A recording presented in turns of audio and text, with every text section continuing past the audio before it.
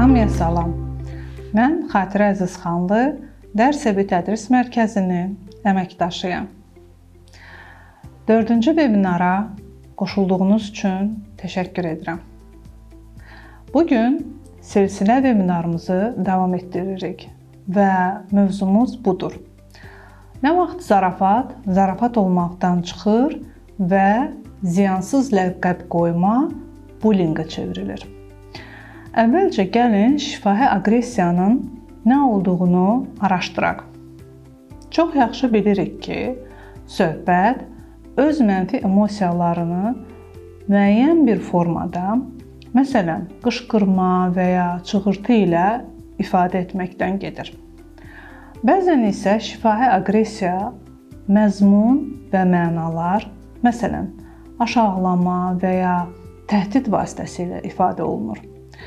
Aqressiya sözünün özü latın sözü olan aggredi sözündən gəlir və bu da hücum etmək deməkdir. Bu söz Avropa dillərində uzun müddət istifadə olunub, lakin ona hər zaman eyni mənalar verilməyib. 19-cu əsrin əvvəllərinə qədər istər xoş niyyətli, istərsə də düşmənçilik olsun, hər hansı aktiv davranış aqressiv davranış sayılırdı. Sonralar bu sözün mənası dəyişib, daha da daraldı. Aqressiya ətrafımızdakı insanlara qarşı düşmən davranış kimi başa düşülməyə başladı. Şifahi aqressiya nədir? Bura mənfi rəy bildirmə, tənqidi iradlar, başqalarına qarşı narazılığın söyüş formasında ifadəsi, qisaskarlıq, inamsızlıq, qəzəb, aqressiv xarakterli fikir və istəkləri ifadə etmək, yəni təhqir, məzəmmət, ittiham, hədə-qorxu daxildir. Şifahi aqressiya effektiv ünsiyyətə mane olur. Bu zaman normal məlumat mübadiləsi sadəcə mümkün deyil.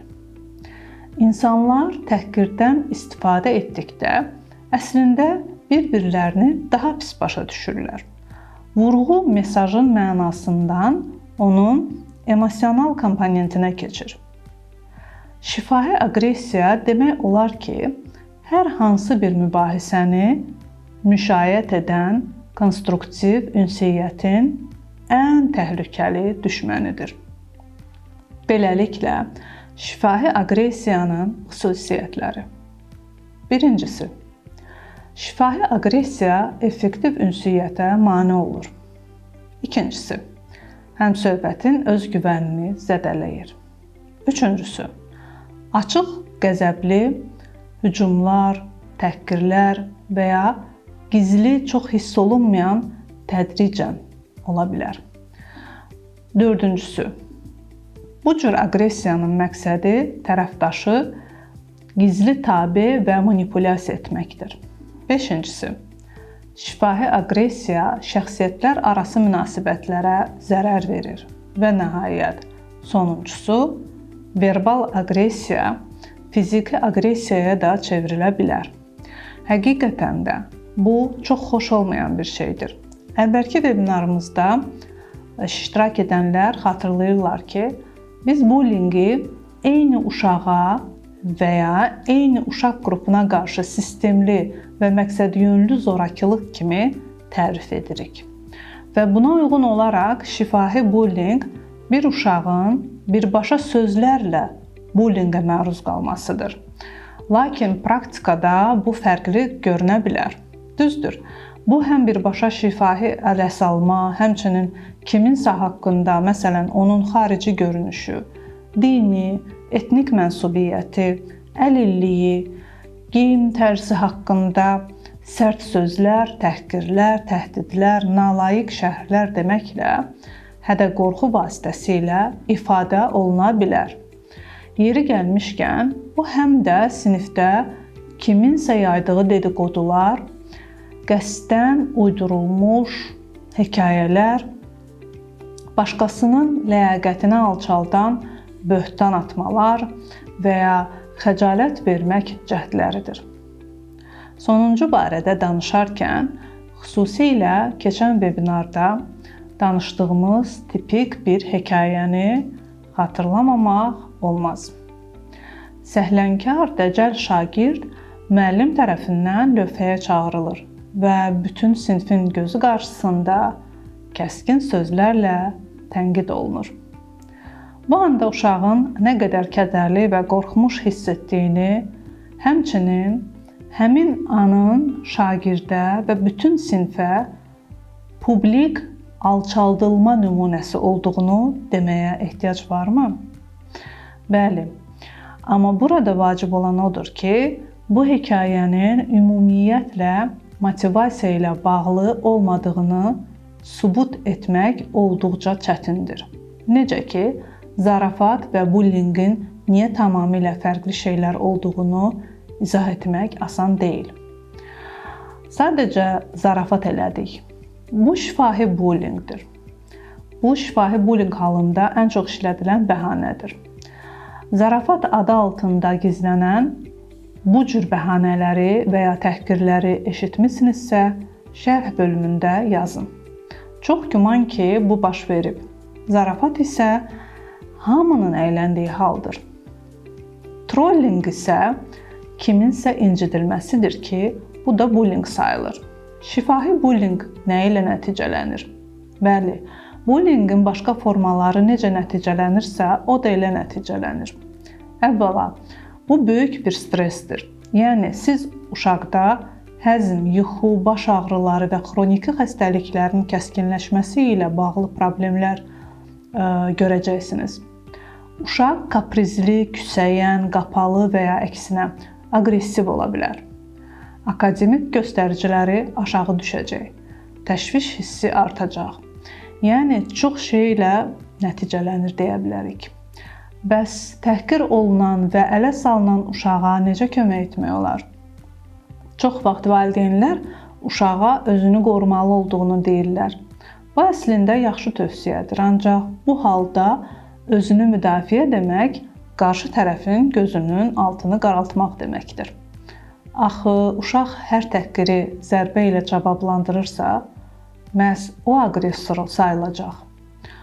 Uşaq bullyinginə bir də məktəb müəllimlərinin təzyiqi əlavə olunacaq. Əksər hallarda buller təhdiddən istifadə edir. Təhdidlər qurbanın özünə inamını sarsıtmaq üçün istifadə olunur. Hətta hər yetkin insan belə psixoloji təzyiqə tab gətirə bilmir. Buna şübhə edirsinizsə, polisin sorğu-sual üsulları haqqında oxuyun. Təhdidin cavabında dalaşmaq effektiv deyil.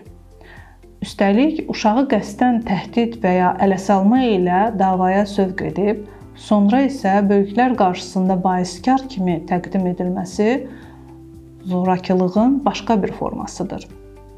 İlk növbədə övladınızı belə dəstəkləyə bilərsiniz. Onu yaxşı başa düşdüyünüzü, aşağılanmanın, ələ salınmanın xoşa gəlməz, təhdid olunmağın qorxunc olduğunu qeyd edə bilərsiniz. Həqiqəti üzə çıxarmaq cəhdləri burada mənasızdır. Bəs o nə dedi? Bəs sonra nə oldu? Bəs sən niyə cavab vermədin? Kimi təfərrüatlara varmaq məsələni həll etməyə kömək etmir. Bu sorğu-sual uşağın nəyisə düzgün demədiyinə və ya cavab vermədiyinə görə özünü günahkar hiss etməsinə səbəb ola bilər. Daha yaxşı variant isə onun hisslərinə fokuslanmaqdır. Uşağa öz hisslərini heç olmasa sizin üçün səsləndirməsinə kömək etmək, bunun ədalətsiz olduğunu vurğulamaq vacibdir. Daha sonra ağlabatan nəticələr çıxararaq uşağı onun haqqında deyilənlərin real olmadığına inandıra bilərsiniz. Unutmayın ki, uşaq ələ salındığı şeydən həqiqətən özü də narazıdırsa, bu məqamda boş şeydir, sənə nə olub ki, demək, özü onu ələ salmaq və dəyərsizləşdirməkdir. Düzdür, xarici görünüşündən, sosial vəziyyətindən, təhsilindən və s.dən asılı olmayaraq bütün insanlar arasında qarşılıqlı hörmətə əsaslanan ünsiyyətə vurğu etməlisiniz. Əgər övladınız öz hissləri barədə sakitcə danışa bilirsə, başqalarının emosiyalarını başa düşürsə, onu incidən uşaqlara "Bu mənim xətrimə dəyir, bəsdir, sənin belə danışmağın xoşuma gəlmir, xahiş edirəm, dayan" deməklə bağlı çətinliyi olmamalıdır. Və bununla da aqressorla bərabər səviyyədə qalmaq imkanı var.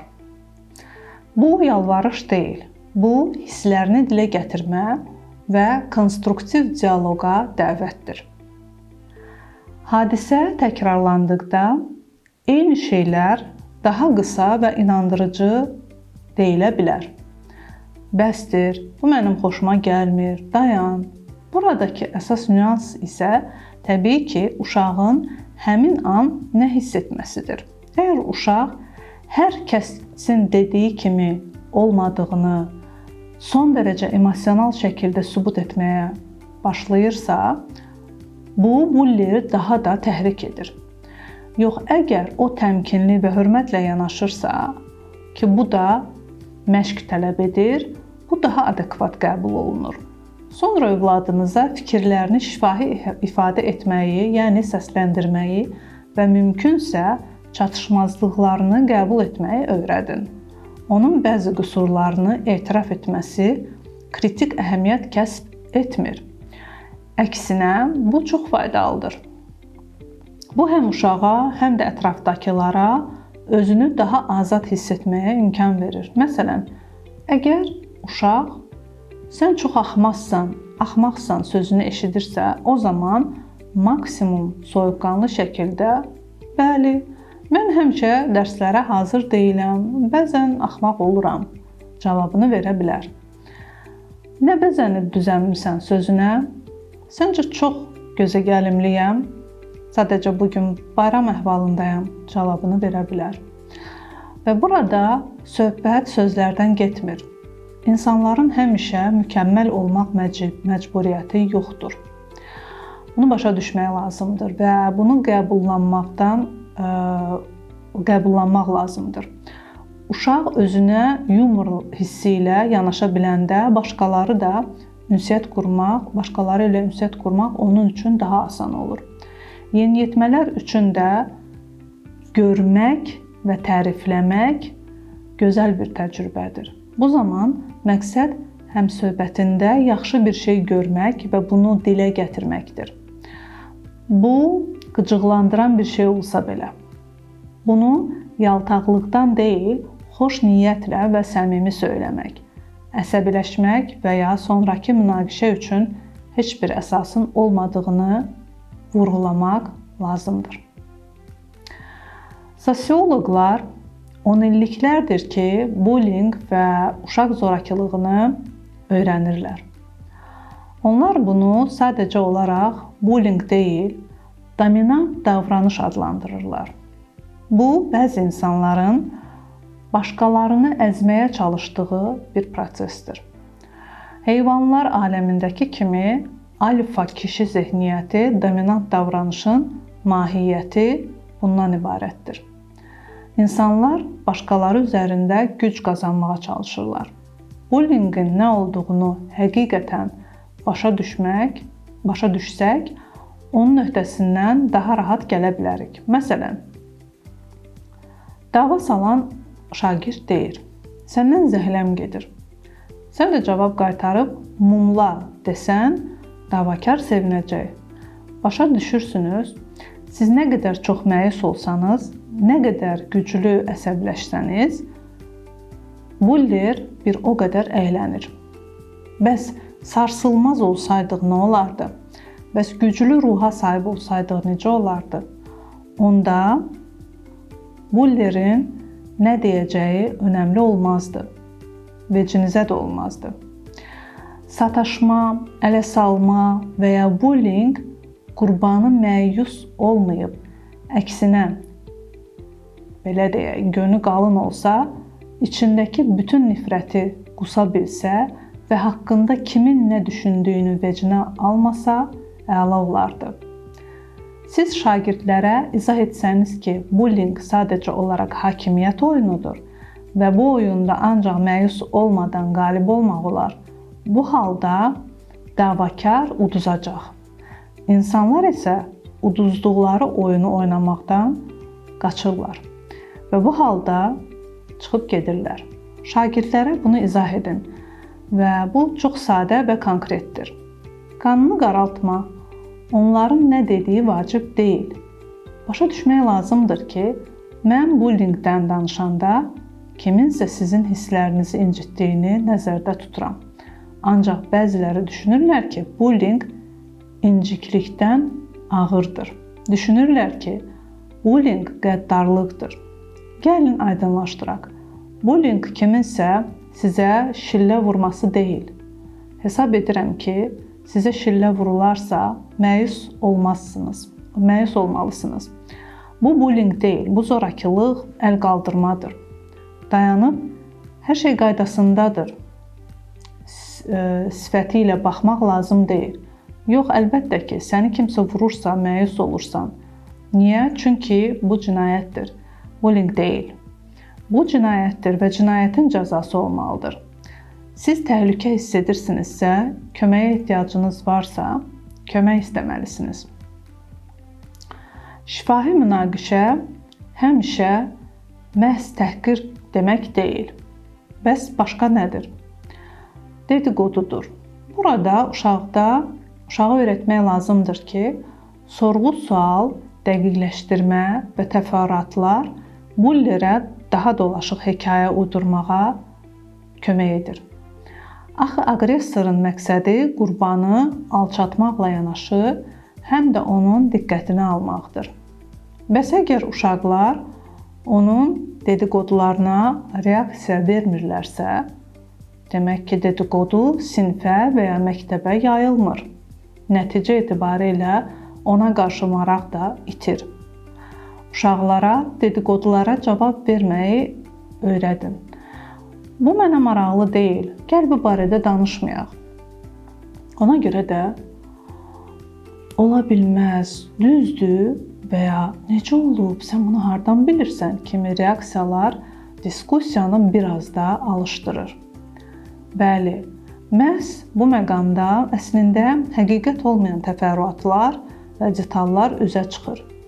Ona görə də uşağa göstərin ki, dedikodu bir tonqaldır və bu tonqalı odunsuz qoysaq, o tezliklə sönəcək. Dedikodunun kimə aid olmasının önəmi yoxdur. Çünki əgər kiminsə arxasıca danışmaq təcrübəsi varsa və əsas odur, mənə dəyməsinlər mövqeyindən çıxış edirsənsə, bir gün sənin də arxanca danışacaqlarına hazır ol. Odur ki, əziz valideynlər, övladlarınıza kiminsə arxasınca deyil, yalnız faktlara əsaslanaraq gözlərinin şahidi olduqları şeyləri müzakirə etməyi öyrədin. Və əgər situasiya iki başlı olsa belə, maksimum neytral mövqe tutulmalıdır. Bu isə çox çətindir. Sizin üçün gözəl bir təcrübə imkanı, övladınızla tanışlarınızı, qohumlarınızı, müəllimlərini və ya dostlarını nə formada müzakirə edirsiniz? Bu anda özünüzdən soruşun, siz ekoloji və mühakimə etmədən ünsiyyət qurursunuzmu? Sizinlə eyni otaqda olmayanları tənqid etməkdən və fərziyyələr irəli sürməkdən qaça bilirsinizmi? Söhbət təhdidlərdən gedirsə, vəziyyət daha da ciddidir. Təhdidlərin sübutunu dərhal qeyd etmək, yəni ekran şəklini çəkmək, sözləri yazmaq vacibdir. Uşağınıza təhdidlərə səssiz qalmamağı öyrədin. Dərhal sinif rəhbərinə və ya paralel sinifdən olan müəllimə, valideynlərə, məktəb psixoloquna, ümumiyyətlə uşağın etibar etdiyi hər hansı bir şəxsə xəbər versin. Səssiz qalmasın demək budur. Uşaq aydın və dəqiq formada məni təhdid edirlər. Mən qorxuram, mənə kömək edin. Nə edəcəyimi bilmirəm. Bəsdir deyirəm, eşitmir deməlidir. Uşaq kömək alana qədər kömək istəməlidir. Əgər övladınız sizə zarafatla da olsa hiddətləndiyini, hədələndiyini, aqressordan bunu dayandırmağı xahiş etdiyi halda heç nəyin dəyişmədiyini söyləyirsə, buna diqqət yetirməlisiniz. Siz övladınızın sinif rəhbəri və aqressorun valideynləri ilə danışa bilərsiniz. Ancaq unutmayın ki, münaqişələr və bullying zamanı qeyd edilən bütün ünsiyyət qaydaları sizə də aiddir. Buna görə də vəzifəniz vəziyyəti gərginləşdirməmək üçün soyuqqanlılığı qorumaq, əminliklə, lakin hörməti gözləməklə danışmaqdır. Hər şeydən əvvəl hücum etməyin. Ancaq qeyd edin ki, vəziyyətin gərginləşməməsi, əksinə həll edilməsi üçün bütün yetkin iştirakçılarla əməkdaşlıq etməyiniz vacibdir. Çünki sizə həmişə belə görünməsə də münaqişənin həllində iştirak edən bütün tərəflər maraqlıdır. Beləliklə, bugün biz şifahi aqressiyanın nə olduğunu və onun əsas formalarının nədən ibarət olduğunu müzakirə etdik. Biz həmçinin şifahi bullying və zarafatlar arasındakı fərqi nəzərdən keçirdik. Və anladıq ki, uşağa xoşlamadığı bir şey deyildiyi təqdirdə daha inamlı hiss etməsinə necə kömək edə bilərik? Diqqətinizə görə təşəkkür edirik. Hekayələrinizi və şərhlərinizi gözləyirik. Bu məlumatı ehtiyacı olanlarla bölüşün və paylaşın. Yeni vebinarlarda görüşənədək hələlik.